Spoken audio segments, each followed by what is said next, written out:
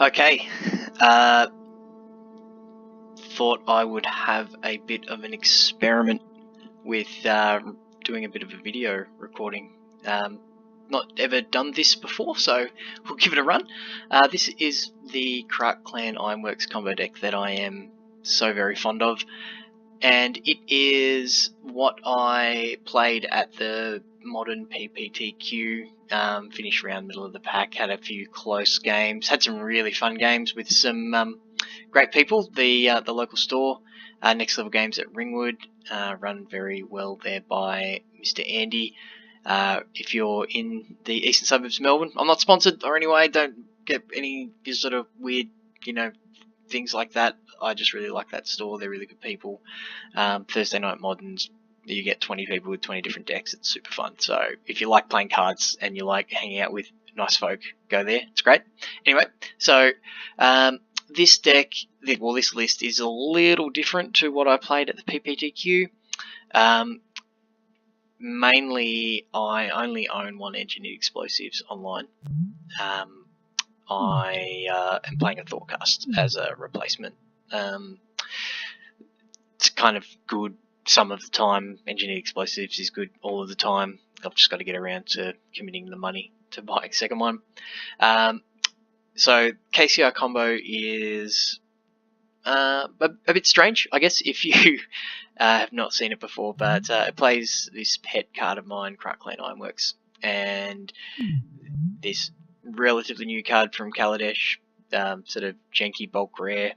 Then they figured out that it did some stuff. 3 mana 3/2. When it or another artifact is put into a graveyard from the battlefield, return an artifact that's cheaper. So if this dies, you get a 2 mana. If you get a 1 mana, you get a 0 mana. So starting at the zeros, Everflowing Chalice, 0 mana artifact, can tap for multiple manas, usually 1.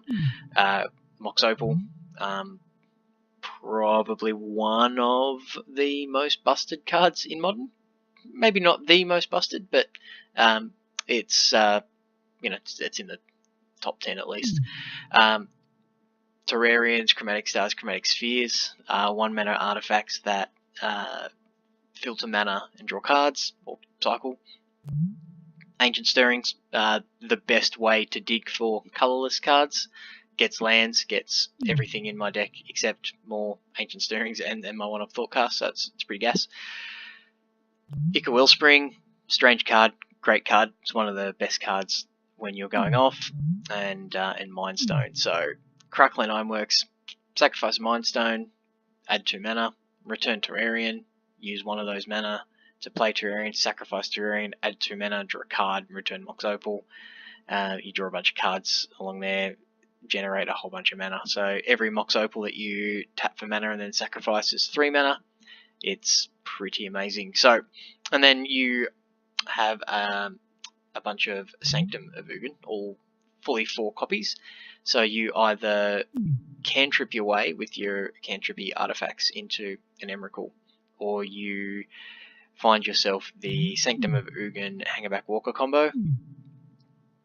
X equals 4 triggers XX equals 4, so 8 mana, triggers Sanctum. Who cares if it's 7? So on the stack, it's an 8 mana spell, and you go and get the Big Mama Spaghetti Monster, and cast her on, well, potentially turn 3. Turns 4 and 5 is a lot more common, but turn 3 is pretty happens enough to be a thing. It's pretty gas. Sideboard now. Nature's Claim is a must-have as a 4 of. I think if you're playing less than 4 Nature's Claim, it's probably a mistake. Obviously, Stony Silence is pretty rough, so having access to a removal spell is super important. You can cast it. You have 6 lands that tap for green in Spire of Industry, Glimmer Void, and your 1 basic forest, which is basically there for Ghost Quarter or Path to Exile anyway, but always play at least 1 basic.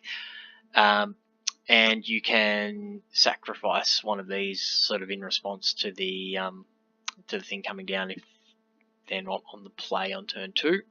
So sacrifice your Chromatic Star, add a green, let the thing resolve, shoot it, then just move on with your life. Nile Spellbomb, a lot of graveyard synergies in Modern, and having some sort of interaction is great. So there's that new Vengevine deck, which is pretty sweet. There's Living End, there is the Delve cards, there's Grishol brand, there's lots of the Mirror. There's lots of things where Nile Spellbomb is pretty important. It also works well with your combo, draws cards also, which is nice.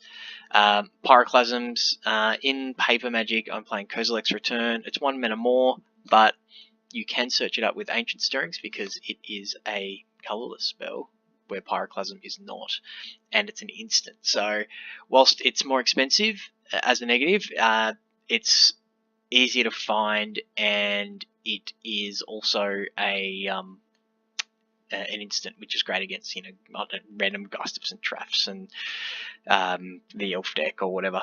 It's pretty good. You can randomly rebuy it when you cast Emrakul and sweep the board, and then if the game's gone particularly long, you don't have a bunch of Llanowar Elves or Noble Hierarchs flooding the board to be chew up the Annihilator 6 trigger. You can get rid of them. It's pretty nice. Defense Grid, it gets just gets around counter spells, and you can then sack it when you want to go off anyway. Emrakul's got that can't be countered clause.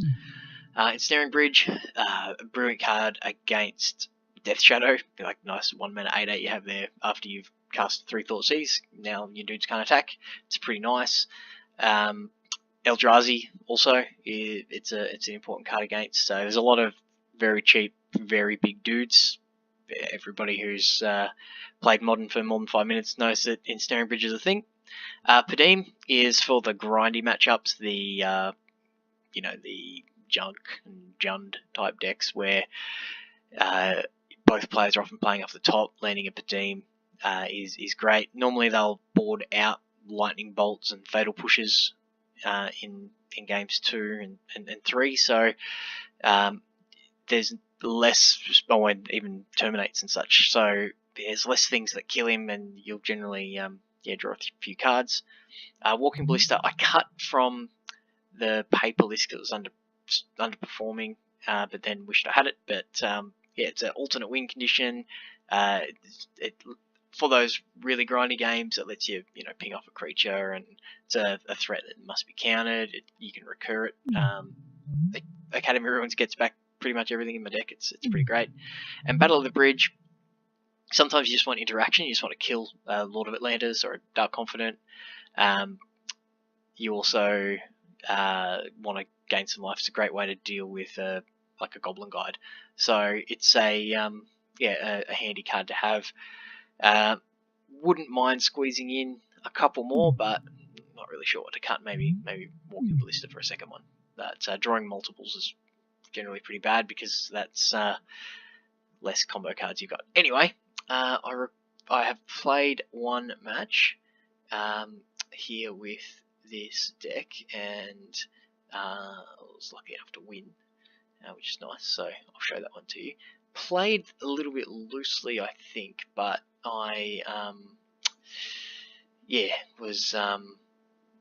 I think it's probably worth going through, so it was a 3-matcher, so yeah, let's see how we go. So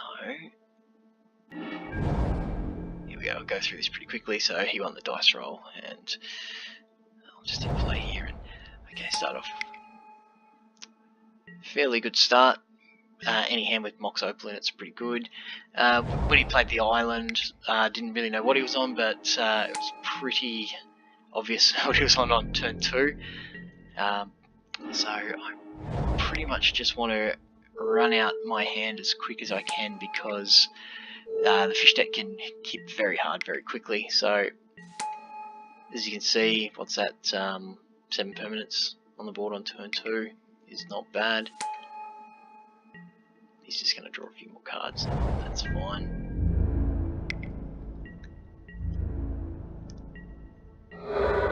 Gets in there. And a combination of draw step and the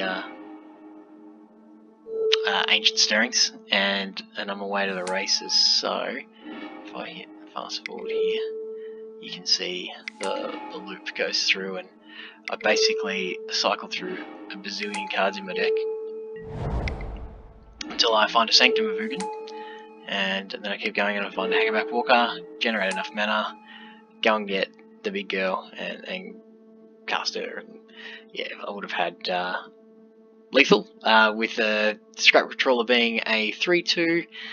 What have we got here? We've got sacrifice I got 4 in pool, 6 KCI.